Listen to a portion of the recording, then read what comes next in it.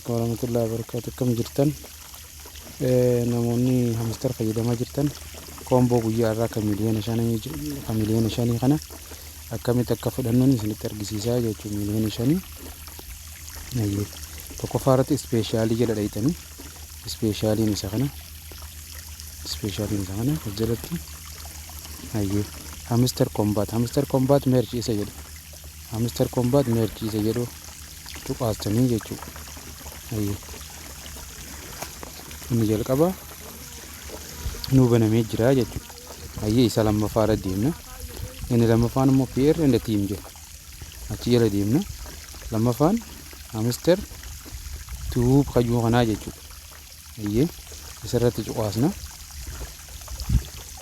banamee jechuudha lammaffaatiif.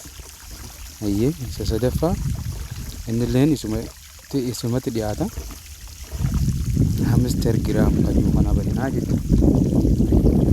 step sadaffaa irratti hamster gram qayyuu bannaa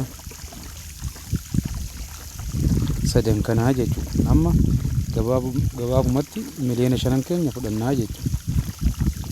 salphumatti haala kanaan miliyoona 5 argachuu dandeessanii itti fufaa taaptaabii godhaa haala kanaan